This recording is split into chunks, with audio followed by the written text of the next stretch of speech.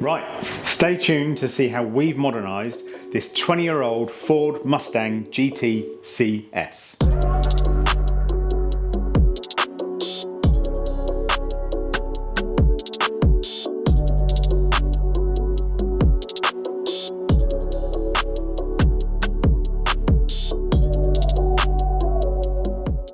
Right then, welcome back and welcome to this big old American bit of muscle. So with this being 20 years old and a muscle car, obviously you get big old engine, big 4.6 litre V8, sounds awesome, big old rumbly thing, and you get an awful lot of metalwork. You don't get a lot of toys, you don't get a lot of creature comforts, and therefore, depending on how you want to use it and things, doesn't make it the easiest thing to drive in the world. So this has come in for a bit of assistance with manoeuvring and things, because obviously it's a big old boat and it's a left hooker. So that little bit of aid is always going to assist you when manoeuvring around and things. It's come up for an update in terms of interfacing with your phone and modern technology and things like that, which we all want for navigation, playing music, all that sort of jazz, and also a bit better sound. So first off, we have fitted some audible front and rear flush mounted colour coded parking sensors, so you can't see the ones just inside here, but they're about an inch away from the number plate just in here. They've just gone in marked out in a pretty kind of decent but even way, so that the whole front of the car is covered, but looks pretty smart and actually pretty factory. If you didn't know your Mustangs, you probably wouldn't really notice that they were on there. And obviously being flush mounted, they're really nice and discreet and look nice and smart. They come on with the ignition, and there's also a parking button inside that you can turn them on manually as well if you want to. They also come on with reverse as well, so you've got like a complete parking system, and that just means that you've then got that area all covered front to rear, and then as soon as they haven't picked anything up for 10 or 20 seconds, they then time out and turn themselves off. And then we can pop around to the rear and see the rear sensors that look all nice and smart, and also the reversing camera.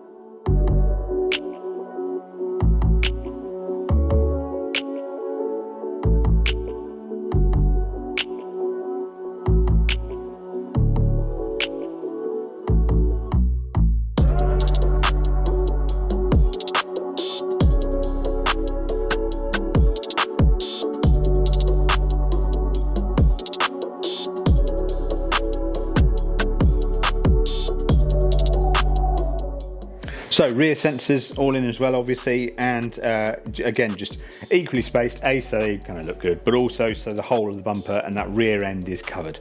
Again, just flush mounted, color coded, so they look as factory as possible. And again, audible only, so there's no kind of visual display or anything like that, but they work a treat, and they just come on with that reverse trigger.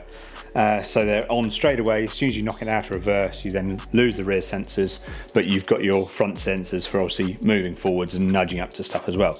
Then you'll also notice just in where the number plate is here, we've also got a nice little discreet reversing camera that just gives a nice real clear view straight out of the back of the car, which then gives you a real good image on the Alpine ILX 705 that we've got in the dash. So now, manoeuvring this thing is going to be dead easy, even if being left-hand drive and you're swapping between left and right-hand drive cars, perspective can be thrown off a little bit. It's dead easy now, so not an issue. So they're going to have not a problem with manoeuvring this around in any tight spaces anymore. So let's go to the front. Well, let's get in the car and have a look at what else we've done.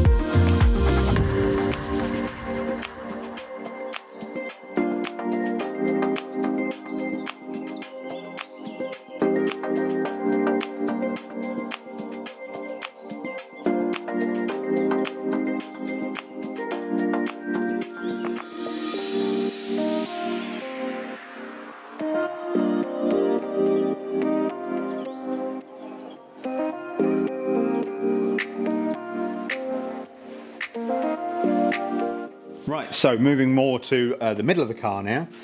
The customer also wanted better audio.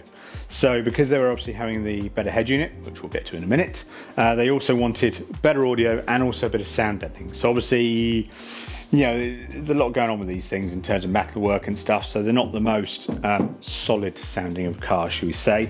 So we went with 3-stage sound deadening in the doors, so now they're real nice and solid, real nice and tight. So 3-stage sound deadening, that is 2.5mm comfort matte Vespa sound deadening on the outer skin of the door, giving it as full a covering as I can possibly get in there with my hands and getting everything in there and getting it fully rolled on. Then stage 1, if you like, is the kind of regulator panel where speakers are normally mounted to and things. So that's that panel that you initially see when you take the door card off. And then stage 3 is a soft wave foam, which is a 15mm foam, also from Comfort Mat, that goes all the way over the whole of the back of the door card. What that's doing is it's catching all those frequencies that are bouncing around in the door and, you know, reflecting off things and just cleaning up the sound, so that all the sound is coming out from the front of the speaker rather than out the back, bouncing off and then coming out, because that's where you then get distortion, muddier sounds and things like that. So now these doors are a lot more solid and a much better environment for the speakers to work in. And then moving from there, after all the Comfort Mat sound deadening, we've then upgraded the speakers as well. So from factory, a bit of a strange setup really, they have an 8-inch woofer down in here, which has got its own sort of box, if you like, that's moulded onto the back of the door card, so it's a sealed unit. So that's more for your bassy sort of frequencies and things. And then just in this space here, there's a 5x8 coaxial mid and tweeter. So it's a little 5x8 cone with a little tweeter in the middle on a coaxial sort of arrangement. So, you know, probably worked, and 20 years ago was probably all right. They just wanted it to be clearer and a much nicer sound. So what we did was we replaced the 8-inch woofers down here. They're obviously old and a bit worn out, with some 8-inch AP8s from Audison. So a really nice 8-inch woofer. Went in, a little bit of fettling, just because the customer wanted to be able to keep the factory grills so it all looks as factory as it sort of can do. So they've gone in there. I also treated the that kind of box area a little bit so that we get a slightly cleaner and tighter sound out of it. And then I created my own little 5x8 adapters for the mounts that are already here. And then we fitted the mid bases from the APK-130. So that's the 5-inch component set from Audison. And then up on the A-pillars, just to try and lift that soundstage a little bit, we've then fitted the little 1-inch tweeters that come in that APK-130 set up on the angled mounts on the A-pillars. I don't normally use those mounts, but I think because the A-pillars are just black plastic and kind of plain and simple looking, and those angle mounts are also very similar, it kind of ties in all right actually.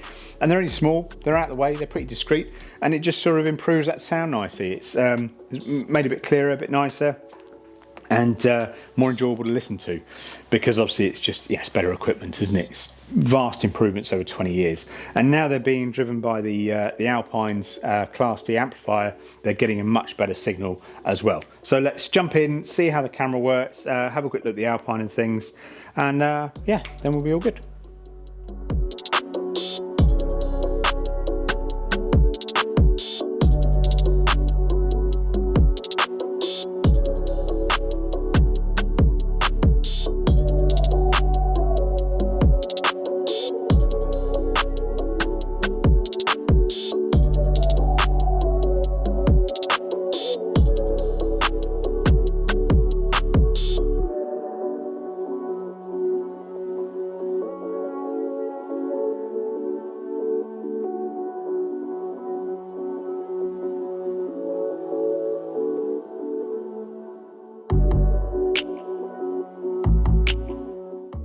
Right, so Alpine ILX 705 sitting nice and smartly in the center console just there.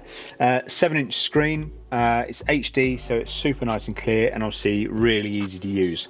As you can see, my phone is automatically connected and given us wireless CarPlay, but you've also got wired Android Auto, and I've run the USB for that just down to this center pocket down here. So we've got a little USB in here that you can plug your Android phone into, and you can also plug your Apple phone into as well, which will give you a direct wired connection and charge your phone at the same time. There's then a second USB that's just over in the glove box, and that's just for charging and things like that. But you know, standard stuff with Alpine. Radio, both DAB and FM are up in radio, although we haven't fitted DAB in this. The customer wasn't bothered because it's going out to Spain, I believe, so I think they're mainly going to be using CarPlay or Android Auto all the time. But you know, DAB and FM would be in here, and then like I say, yeah, it just comes down to using CarPlay really, and CarPlay being a program that is, you know, it's on your phone already, and you're just accessing it through the Alpine. It means it's no different to any CarPlay that you might use in any other vehicle. So yeah, just kind of simple stuff really, just nice little units to use. Then moving from there, we've got reversing camera. Now because it's an aftermarket reversing camera, we can access it using the camera button, and you can now see we've got a nice clear view straight out the back of the car. But obviously we can also pop it into reverse and get that reversing camera. Now what will now happen when I put it into reverse is the whole parking system is going to come alive, and because we've got a number plate on the front sensors are going to go mad. They're not the nicest sounding buzzers in the world, but there's not a lot we can do about it, unfortunately, so I will turn the front ones off, and then I'll talk about those in a second. So parking system comes on, we'll turn the front ones off, and there we go. So we're in reverse, we've got rear sensors, so if we're a bit close to something, we'd be able to hear that rear buzzer sounding away, and obviously the speed of the sounder would increase as we get closer to the object. Standard sort of parking sensor stuff. Camera just stays on the whole time you're in reverse, and then you carry on from there. As I said earlier, when you pop it into reverse, both front and rear sensors come on, but you do have a button for the front sensors as well, which is I've just mounted down here. So we'll just take it out of reverse.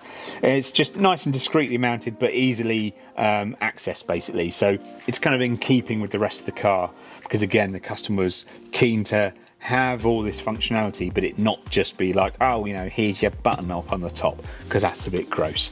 So it's nice and easily accessed, and we can just press and hold to turn them on, and they beep away, and you can turn them off. And as I said, if there wasn't anything in front of the car, or they weren't picking up on anything for, I think it's 10 or 20 seconds, but you can set it, then they would just turn themselves off automatically. And then yeah, I think that's about it really. Just a nicely modernised car that this is, can now go and be enjoyed and used without worrying about the size of it or the fact that it's a left hooker, with parking sensors, reversing camera, and a whole lot more modern functionality with the head unit. Just makes life a lot easier really, and you get to enjoy that massive V8 a bit more.